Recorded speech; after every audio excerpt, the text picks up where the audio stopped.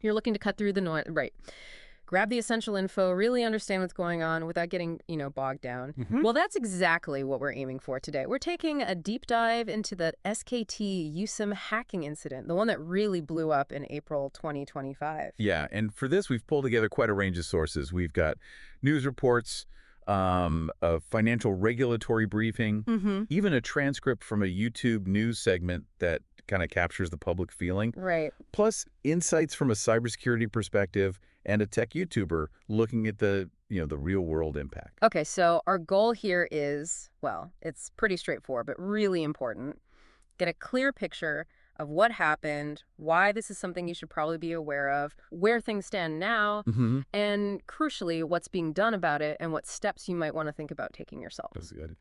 Okay, let's unpack this. Where do we start? What actually unfolded? Well, the first sort of warning flare seems to have gone up around April 18th or 19th, 2025. That's when they apparently detected this BPF door malware. BPF duel. Yeah, on SKT's home subscriber server, the HSS. But what's interesting, or maybe worrying, is that this wasn't immediately made public. Right. That's a key point. The official word from SKT and telling users that was delayed. So people were finding out mainly through the news. Exactly, which, as you said, isn't really the best way to get urgent info to the people directly affected. And this HSS server, just remind us what that actually is. Think of it as the central brain for managing who's who on the network.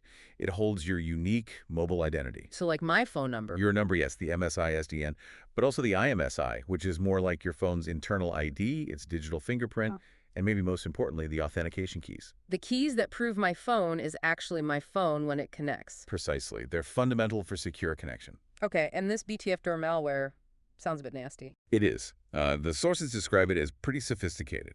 A Linux backdoor, specifically built to sneak past network firewalls. Ah, so it's designed to be stealthy. Very much so. That stealth likely explains why it might not have been caught right away. It could have allowed attackers to get in, move around, and pull out data without setting off immediate alarms. It's like having a secret passage that bypasses all the main gates and guards. Okay, so if they got hold of this information, the IMSI, the keys, what are the real risks? What could someone actually do? Well, the consequences are, frankly, quite serious. The big worry is creating cloned phones. Cloned phones, like an exact copy. Not of the physical phone or your apps, but cloning the identity. Using that stolen info to make another SIM card that acts like yours on a network. And that opens the door to identity theft, financial fraud, particularly SIM swapping. Ah, SIM swapping, where they trick the phone company into moving my number to their SIM card. Exactly. And if they have your number, they can intercept security codes sent by text, access accounts. It's a major problem. That does sound incredibly disruptive. And didn't the sources also suggest SKT was maybe a bit slow reporting this whole thing to the authorities as well? Yes, that's another point that came up. The information suggests a delay in notifying KISA, the Korea Internet and Security Agency. They're the main cybersecurity watchdog, right? Correct. And there's a legal deadline, usually 24 hours, to report major breaches like this. It seems SKT's report went in after that window. That delay, I mean, that must have just added to the confusion and the feeling that things weren't under control. It certainly seems to have set the stage for a lot of the subsequent frustration and the sort of scramble to react. Okay, so that paints a picture of what happened. But let's shift focus slightly. Why should you, the listener, really care about this, even if you're not an SKT customer yourself? Well, even if you're not directly with SKT, this whole incident really shines a light on a bigger vulnerability, doesn't it? How so? Think about how much we rely on our phone numbers for identity verification. Banking apps, websites, two-factor authentication, it's everywhere. True. It's become a standard security check. So if the core data securing those mobile identities can be breached at a major carrier, it kind of raises questions about the security of that system for everyone, Yeah. For SKT customers, the risk was immediate. If your USIM info was compromised, someone could potentially clone your number and bypass those SMS security checks. Can you just break down that SIM cloning idea again really simply? Sure. Imagine your unique phone number, your digital key, suddenly exists on two separate physical SIM cards at the same time. Okay. Your actual phone still works, but someone else has another SIM that the network also recognizes as having your number. They don't get your apps or photos or anything on your phone, Right. but they get the number. And that number is the key that unlocks verification for many banks and services. And this wasn't just theoretical, was it? I remember reading some banks actually stopped certain services. That's right. It wasn't just a potential risk. Several financial institutions, KB Life and NH Nong Hai Up Life, were mentioned specifically in the materials we looked at. They actually temporarily suspended authentication methods that relied on SKT numbers. Wow. So they acted fast. They did. It shows just how seriously the financial sector viewed the potential for immediate fraud. They had to protect themselves and their customers. Which makes sense. Given that direct link to financial services, okay, let's talk about SKT's response. Big breach, lots of worried customers. What did they actually do? And, did it work? Where did they maybe fall short? Well, initially, SKT said they were ramping up monitoring and blocking suspicious authentication attempts. More tangibly for customers, they offered free USIM replacements. For everyone, all 23 million. Supposedly for all 23 million subscribers, yeah? Yeah. That started around April 28th. They also rolled out this free USIM protection service. Okay, what was that service supposed to do? The idea was to stop a cloned USIM from being activated on a different phone. So if someone tried to use your cloned number on their device, this service would block it. Sounds good in theory. In theory. But the tech YouTuber analysis we saw pointed out some pretty big drawbacks. Apparently, it messed with international roaming. Oh, that's not good. No. And you had to manually turn it off if you got a new phone, then remember to turn it back on. It seemed quite clunky. Yeah, that puts a lot of burden back on the user, doesn't it? For a problem they didn't cause. Exactly. That was a major criticism. Did the sources mention if SKT looked at maybe more automatic, seamless protections? I didn't see anything specific on that, but the focus seemed to be on the replacement and this opt-in service. And actually getting those replacement USIMs, that wasn't easy, was it? No, not at all. That became a huge issue. There were major shortages of the physical USIM cards. People were facing long queues at dealerships. And just trying to find out what was going on. Right. Many were just relying on the news because direct communication from SKT was lacking, especially initially. That created a lot of frustration and anxiety. It really highlights how much we depend on these companies and how vital, clear, timely communication is in a crisis. Things got pretty heated, didn't they? I think even the CEO had to step in. Yeah. As the customer backlash grew, SKT's CEO made a public statement committing to the free replacements and setting a target to get, I think it was 5 million extra USIMs by the end of May. And they eventually set up booking systems. Yes, they later introduced appointment booking to try and manage the chaos at the stores. But that initial communication strategy, or lack thereof, that seems like a really key fumble. Definitely. Relying on the media instead of direct messages early on, and making users manually sign up for that protection service, even though SKT systems were the ones breached. Yeah, it felt like shifting the responsibility, didn't it? Yeah. Our house got broken into, but you need to install this new lock we're offering. Right. Okay, so SKT was dealing with this massive crisis. What about the financial sector? They were, as you said, right in the line of fire. They moved pretty quickly. The Financial Services Commission, the FSC, called an emergency meeting on April 30th. They got all the key players together, regulatory bodies, industry groups. And what was top of their agenda? Assessing the risk, obviously. Yeah. But also pushing banks to strengthen their fraud detection systems, their FDS. Those are the systems that flag weird transactions. Exactly, the automated alarms. They also focused on improving information sharing between institutions, so if one bank saw something fishy, others would know quickly. And just generally reinforcing cybersecurity checks across the board. Sounds like they were trying to build a united front. Very much so. They set up a joint emergency response team. The message was clear. Everyone needed to be extra vigilant, tighten security, monitor everything closely. The FSC even required daily reports from the financial sector on what they were doing and if they were seeing any unusual activity. Were other specific financial bodies involved? Oh, yes. The FSS, the Financial Supervisory Service, they reinforced the rules about reporting electronic financial incidents. KFSI, the Financial Security Institute, focused on intensive monitoring and rapid info sharing. Okay. KCIS, which handles credit info, pushed out their peace of mind blocking service to consumers. And KFTC, dealing with payment systems like open banking, emphasized the need for strong preemptive security there too. So, a coordinated effort on the financial side to contain the potential fallout.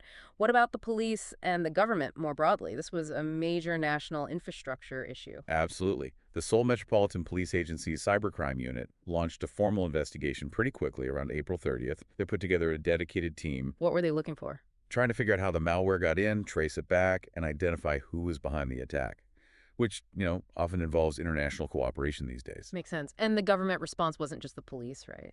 No. Directives went out for a full review of security systems at all telcos, not just SKT. And the National Assembly, the relevant committee there, actually summoned the SKT CEO for questioning. Wow, that shows how seriously it was being taken at a political level, too. Definitely. It indicates significant public and governmental concern. And this whole mess must have hit SKT's bottom line. Oh, yeah. The reports mentioned an 8.5% drop in their stock price shortly after the news broke. Apparently their biggest single-day fall since 2020. Ouch. That really shows the market reaction, the loss of confidence. Absolutely. It's not just a financial number. It reflects a hit to trust, both from investors and the public, in their ability to keep data safe. Okay, so we've covered what happened, the impact, the responses. Let's get really practical for the listener. What are the concrete steps you should take right now to protect yourself? Right. Well, if you are an SKT customer, the absolute number one thing is to get your USIM card replaced. Go to a store, book online if possible, just get it swapped out. Don't wait. Don't wait. And then there's that USIM protection service we talked about. The slightly clunky one. Yeah, the slightly clunky one. Still, it's recommended you sign up for it via the T-World app or their website. Just be aware of those limitations, especially around travel or changing phones. Okay. Anything else people should be doing immediately? Just generally be hyper-vigilant about unexpected texts or links. Phishing and smishing scams often spike after big breaches like this, trying to exploit people's anxiety. Good point. Using the situation to trick people. Exactly. And that tech YouTuber also made a smart suggestion. Maybe check your phone for any stored copies of sensitive documents, like scans of your ID card or passport, and consider deleting them. Why? How does that relate? The thinking is, if this leaked USIM data were somehow combined with other leaked personal data, having those ID scans easily accessible on your device could potentially make identity theft easier down the line. It's an extra precaution. Gotcha. And one quick clarification, I've seen people talk about setting a PIN on the USIM itself. Does that help with this kind of hack? Good question. No, not really for this specific scenario. A USIM PIN protects the card if someone physically steals your phone and tries to put the SIM in another device. It doesn't protect against the data being compromised at the server level, which is what happened here. Okay, that's clear. This whole situation, it feels like it points to some bigger, maybe deeper issues in cybersecurity, doesn't it? It really does. This SKT incident, it definitely shines a light on potential weak spots in, critical national infrastructure, especially around supply chain security. Supply chain. You mean like who makes the USIM card? Exactly. Who makes the cards, the security of the processes used to provision them, the authentication systems. It's all interconnected. And one of the sources, I think it was the cybersecurity piece, mentioned insourcing security. What's that about? Right. That's the idea of bringing core security functions inside the company instead of relying heavily on outside vendors. Things like having your own internal incident response team, your own CERT, or managing your own identity systems, the IAM. Why is that seen as potentially better? Well, outsourcing can sometimes seem cheaper, but it can also mean less direct control, maybe fuzzier lines of responsibility when something goes wrong, like in this case. And it can disconnect security from the company's overall strategy. Building that expertise in-house can mean faster responses and a deeper understanding of your own specific risks. Okay. This all feels like it's leading towards that concept, but we keep hearing more about zero trust. What exactly is that in simple terms? Yeah, zero trust. Think of it as a total mindset shift for security. The basic principle is never trust, always verify. Never trust, even stuff inside your own network. Especially stuff inside your own network. Instead of the old model of building a strong wall around the company and assuming everything inside is safe. The castle and moat idea? Exactly. Yeah. Zero trust assumes threats could be anywhere, inside or out. So every single time anyone or anything tries to access any resource, it has to prove who it is and that it's authorized. Continuous verification. So it's much more granular, much more skeptical. Precisely. Every user, every device, every application, constantly checked and given only the minimum access they absolutely need to do their job. Least privilege, they call it. Is this just a buzzword, or is it actually happening? Are companies, governments adopting this? Oh, it's definitely gaining traction globally. The U.S. government, for example, issued a big executive order, EO 14028, pushing federal agencies towards zero trust. We're seeing similar moves in Europe and in East Asia, too. And here in South Korea. Yes, the government here, the Ministry of Science and ICT, KISA, they've published zero trust guidelines and are running pilot programs to encourage adoption. They recognize it's crucial. Okay. And didn't one source mention specific pillars of zero trust according to Kisa? Yeah, KISA breaks it down into 6 main pillars. Yeah. Identity, device endpoint, network, system application workload, and data. These are the core areas you need to secure. That covers pretty much everything digital. It does. And then there are 2 sort of cross-cutting themes. Visibility and analytics, actually seeing what's happening, and automation and orchestration, making security responses faster and more integrated. So how does this SKT hack really drive home the need for zero trust? Well, think about it. The attackers got past the perimeter, SKT's outer defenses. Once inside, they were seemingly able to move laterally to reach that critical HSS server. Right. A zero-trust approach, constantly verifying movement within the network, and strictly limiting what access systems could do, could potentially have contained that breach much earlier. It would have made it far harder for the attackers to reach the crown jewels, so to speak. Because they would have kept hitting internal checkpoints. Exactly. Checkpoints demanding verification at every step. And looking ahead, we know threats are always evolving. How does zero trust help with what's coming next? Well, that ANLAB forecast for 2025 mentioned things like AI-powered attacks getting smarter, more supply chain attacks, which this SKT incident might even be an example of, and just the growing complexity with cloud and IoT devices everywhere. Expanding the attack surface, as they say. Right. Zero trust, because it doesn't rely on just perimeter defense and verifies everything, is seen as a much more resilient framework to handle these diverse and sophisticated future threats. It's about building security in layers, assuming breaches will happen, and limiting the damage when they do. Okay, let's try and wrap this up. After this deep dive, what are the main takeaways for our listeners from the SKT Usama hack? Okay, first, it was clearly a very serious breach. Sensitive data got out, creating real risks, especially around financial fraud through SIM cloning. Mm-hmm. Second, while SKT and the regulators responded, the initial handling, particularly communication, wasn't smooth and drew criticism. Right. Third, for you, the listener, especially if you're an SKT customer, take action. Replace your USIM. Sign up for the protection service despite its flaws. And just be really, really cautious online right now. Vigilance is key. Yeah. And what about the bigger picture, the longer-term lesson? I think this whole episode is a stark reminder that our digital world is fragile. It really underscores the urgent need for organizations, especially those handling critical data or infrastructure, to move towards more robust security models. And zero trust, that never trust, always verify idea, is looking like a crucial part of that future. So that leads to a final thought for you to mull over. With cyber attacks getting ever more sophisticated and our phones holding the keys to so much of our lives, how can we both as individuals and within organizations really start embedding that never trust, always verify mindset, even before fancy zero trust systems are fully built? What small, practical changes could you make starting today to boost your own digital security posture? Yeah, that's definitely something worth thinking about.